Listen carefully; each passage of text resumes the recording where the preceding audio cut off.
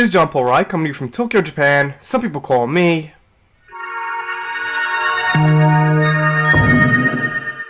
Quick shout out to Alex Felix. Thank you for the support.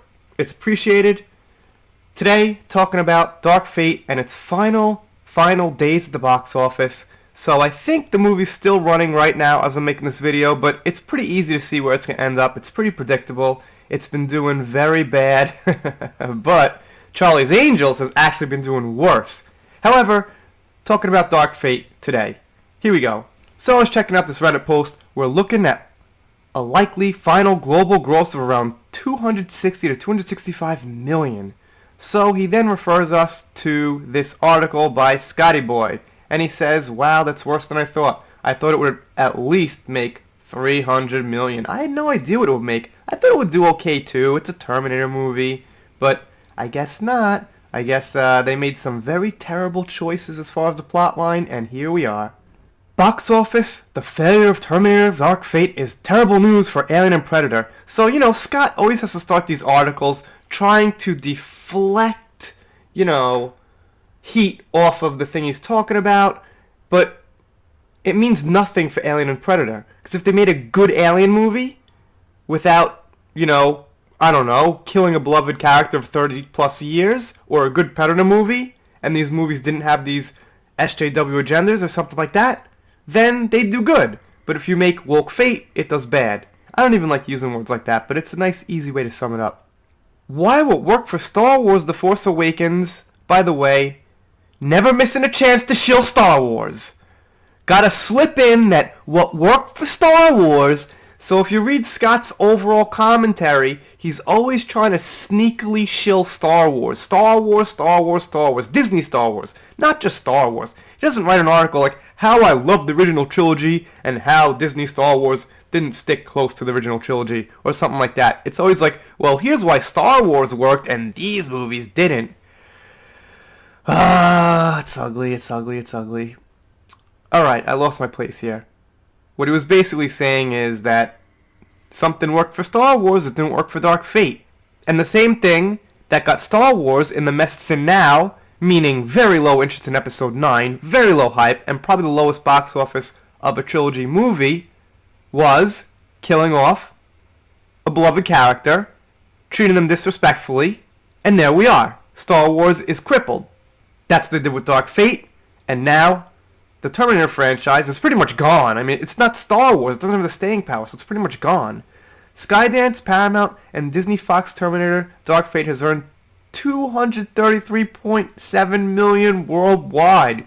That includes $56.9 million in North America and $49 million in China, where Tencent is distributing, and $15 million earned worldwide last weekend. We're looking at a likely final global gross of around 260 to 265 million. It is tempting to note that the Core Culprit was the 185 million budget. The Core Culprit was not a rehashed storyline from T2. The Core Culprit was not killing off John Connor.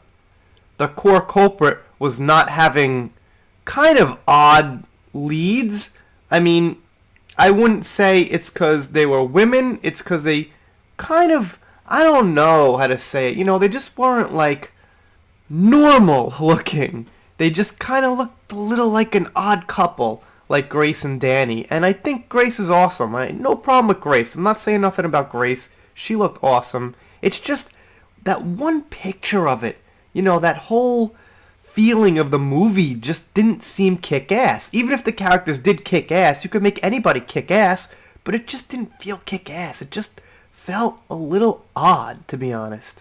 So he goes on to say here, if it cost as little as Predator, $88 million, that it would have done better. But now, I guess he's kind of talking about profit margins, not necessarily how well it does at the box office, which are two different things. It's all connected with a movie's success, but two different things nonetheless. It's no secret that Dark Fate was attempting to rejuvenate interest in the brand. Oh, they failed at that. They failed at that. If anything, they did the opposite. They got people who would have normally been like, oh, okay, this is pretty cool, new Terminator, maybe, I'll start thinking about it again, into saying, huh? What did they do to that? I never want to see that again, along with the other franchises that left a bad taste in my mouth that I never want to see again. Terrible. He gets into a couple of numbers here about Salvation, Genesis, what that did in China. Salvation ended at 371 mil on a 200 mil budget. Genesis 441 mil. So those all did pretty good, actually. Genesis did pretty good at the box office. Although the movie was terrible, it did pretty good.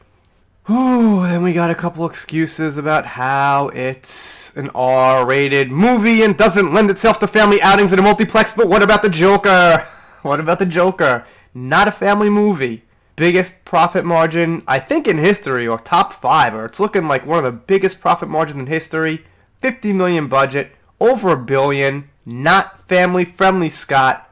Take those words, rip them up, and throw them away, because they're meaningless.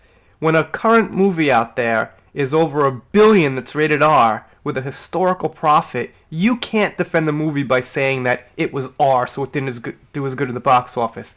Yeah, that's a little stutter, because why not? Scott deserves it. You don't even deserve clean commentary, Scott. Then he goes on and on and on about what he goes on and on and on about. And honestly, I'm not very interested. I'll link this below if you are. But reading this whole article, this whole gibberish, this whole, roundabout, paper-thin defense by Scott Mendelson is not what I want to do with my time, and it's not what you want to do with your time. What you want to do is subscribe to this channel, and you will see future content like this. Pop culture, things like that. Things like that means other movies like Star Wars involving pop culture. And I screw up the end of videos. That's always fun. Alright, see you next time.